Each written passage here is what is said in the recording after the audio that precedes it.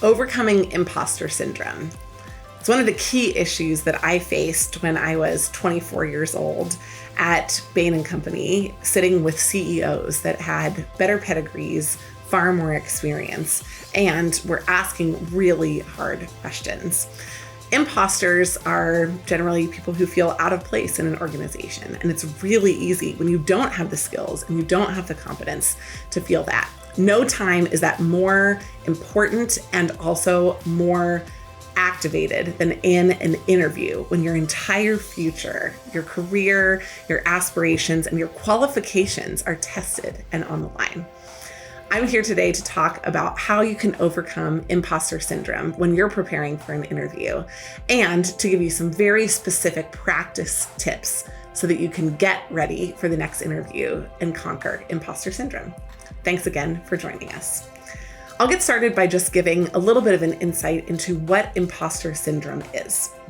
Imposter syndrome is the situation where you feel unqualified, where you doubt your accomplishments, and where you feel out of place in an environment. Imposter syndrome is absolutely anchored in reality. It's anchored in reality because in many situations, you are not qualified, you are not capable, and you are not ready for the options and the responsibilities that are in front of you. However, those that most successfully overcome imposter syndrome have a practice program and a training process that they use to build confidence in areas that they can control and to remind themselves of the things that they do bring to the table so that they can highlight those inside an interview and in stressful job situations. When you're overcome with imposter syndrome inside an interview, it kills your confidence. It makes you focus more on what somebody is thinking about you rather than how you are explaining what you're doing. It takes the focus away from what you can control and puts it on the things that you can't. And in result, you feel helpless and unaware. So we have 10 things that you can do when you're preparing for an interview to help you be ready to conquer imposter syndrome when it knocks on the door in a stressful situation. Number one, you need to know mentally in your mindset and your mind framework that imposter syndrome hits even very important, very successful people. There are very few people in the world that feel like they're at the top of their game. Even a good investor could be great. Even a manager for a consultant who's done it for 5 to 8 years has not seen the battles that a partner has. Even someone who's in the military, who's been in the military for 10 years, hasn't seen it as long as someone for 20 years. And so there's a sense that age and experience is the all-important factor, and it can hit anyone at any time. The most important thing to understand first is to recognize that it hits qualified people, and therefore you, as a very qualified person, are in the pool of people that this can come knocking at the door for. Number two, it's important when you're preparing for your interview to connect with two kinds of people. You don't want to singly have a coach who is amazing at building you up. That can actually fuel imposter syndrome. So if you're training for an interview and you're working only with people who know you and spend a lot of time with you, and their primary job is to tell you how amazing you are, it actually reinforces the fact that you may be impostoring inside the situation. However, if you're on the other side of the table and you only have people who tell you that you're terrible inside the interview, you might become too self-aware of your faults and deficiencies when you're trying to interview.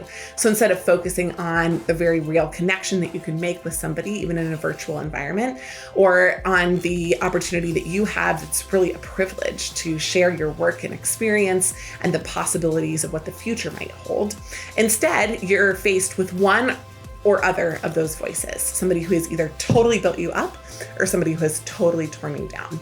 We recommend that you either find a single coach who can do both well for you, who can tell you where you are succeeding and then give you an adequate sense of where your growth areas are, or that you work with two kinds of people, kind that really fully and thoroughly build you up and those who very constructively push you to the next level.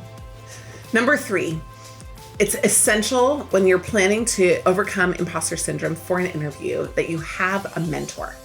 Having a mentor for the imposter syndrome gives that sense of balance, somebody who can tell you, this is super amazing about you and you should highlight it and you should talk about it. They can give you permission to explain things in a way that might feel overconfident or arrogant, but are actually just appropriate for the context. And they can also bring you down a notch to a place where you're just in a healthy spot to be able in an interview to give the balance to your interviewers, where you say, I'm great at this, when they ask you about things that you've done well. And when they ask you about your weaknesses or your failures, you're also able to, with balance, explain that. So having a mentor or an interview coach can really help address the situations of imposter syndrome so that you have a plan of attack for how to follow them. Number 4, understand your talents. This one in particular is incredibly essential. As someone is beginning their interview preparation process with our company, Management Consulted, we have them walk through a list of their strengths. And we ask them to write down 3. Then we ask them to write down 7. Then we ask them to write down 10. And after they go over 2, they often have trouble, but we really push them to write down a large list of strengths. Then those strengths become the backbone of their interview stories. And they're then able to build great examples of the strengths so that they're authentic and not posturing. One of the major issues that happens with imposter syndrome is that you feel like you're faking it. And so building authentic stories off of real strengths can be incredibly empowering when you're preparing for an interview, and we want to combat the imposter syndrome. Number 5, hold on to one core truth about yourself. Make it a mantra and make sure that you repeat it before the interviews. Very general ones can often be the most effective here. Something like, I add value to every organization I'm a part of. Or, I love the work that I do. Or, I'm really talented at solving problems for businesses. One core value statement about you that begins with I and ends with how you do something or what you do and have done effectively can be a truth anchor for you as you go into the interviews. And we recommend in your pre-interview warm-up that you use that to remind yourself of who you are, what you bring to the table, and what you're capable of. Number 6, it's really important that you understand that the goal is not you demonstrating that you're perfect in a bubble. The goal is demonstrating that you are effective at working independently and in teams. In every work environment, organizations are interested in both your ability to collaborate with other people and your ability to put your head down and get some work done on your own. And when you understand that they're looking for that duality of roles, it can make you feel less like an imposter when you can draw on experiences when you've done both successfully. This comes down to the preparing of the stories and the questions that you're going to be answering inside the interview. You have to understand those 2 roles and how you can explain them adequately. Number 7, once you've built up the mantra, the list of your strengths, and a duality of roles so that you have an understanding of what the interviewer is looking for, now it's time to begin to prep. First of all, write out 15 stories about something you've done well in your past. Then make sure you balance it with 5 total stories about failures and weaknesses, 20 stories in total. If you have all of those stories built together, you will feel adequately prepared to answer the when did you do this great questions and the when could you have done better questions. And both of them will be super effective. In addition, we recommend practicing out loud for a minimum of 2 hours before every interview that you go to. If you're doing multiple interviews in sequence, you can use the same practice to prepare for multiple interviews. Number 8. Find something that calms your nerves before the interview. If you can feel totally in your own skin, proud of who you are, and excited for the interview without feeling anxious, that can be really helpful. We'll often recommend to our clients that they should go through their normal morning routine before the interview and not try to add some additional prep in. We'll recommend that the night before they go to bed an hour earlier than they usually do. We'll recommend going for a run or drinking a cup of coffee or having an adult beverage the night before your meal so that you can feel relaxed, ready, and prepared. Number 9, this happens when you're on the spot in the interview. And this is where the defense of I prepared for this comes in really handy.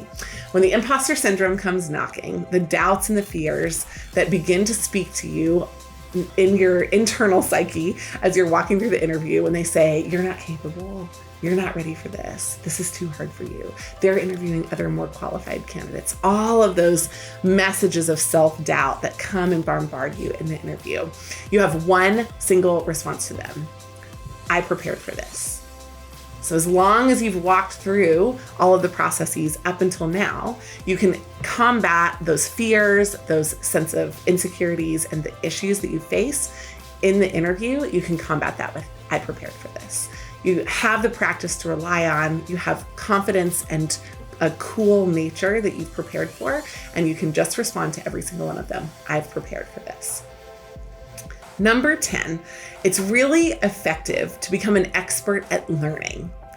You can never truly become an expert in any job or industry in a sustainable way. Expertise is fleeting like the wind. The person who's an expert today becomes an old fart tomorrow. And so when people pursue expertise, it actually anchors in you a threat of the imposter syndrome coming in you. If you pursue expertise, not in a subject matter or an industry, but in learning, you can maintain a sense of an attitude of a student throughout your whole life. You can bring that to every environment that you're in. You can message that for every new role, that one of the things that you're best at is learning how to do things their way, how to do things effectively, and assimilating information from your past. So in summary, we've talked a little bit about what imposter syndrome is. When people are asking what is imposter syndrome, it's important to know what you'll be dealing with before you dive into how to solve for it. And then we talked about how to overcome imposter syndrome in 10 simple steps. It can attack anyone at nearly any time. And if you are ready to defend it, it will make you an effective warrior for positive change inside the organizations that you do join. If you want to know a little bit about how I came acquainted with imposter syndrome is something that I have trained over 2,000 people out of in my work at Management Consulted. At Management Consulted, I am the leader of a dynamic team of ex-consultants that worked at McKinsey, Bain, and BCG. And collectively, we've coached about 20,000 people. My personal coaching experience of around 2,000 people has dealt with in situations for interviews and also in corporate consulting situations, where people wonder, is the information that I have appropriate? Will somebody see through this? Won't they think that someone else is a more qualified candidate? And we've walked them through these 10 steps to go through the process of adequately preparing, becoming aware of, and combating the imposter syndrome in interviews and on-the-job settings. If you'd like to work with us to overcome the imposter syndrome in the work that you do, we would love it. Please reach out to us, team@managementconsulted.com, or find us on the web at managementconsulted.com. Thanks for joining.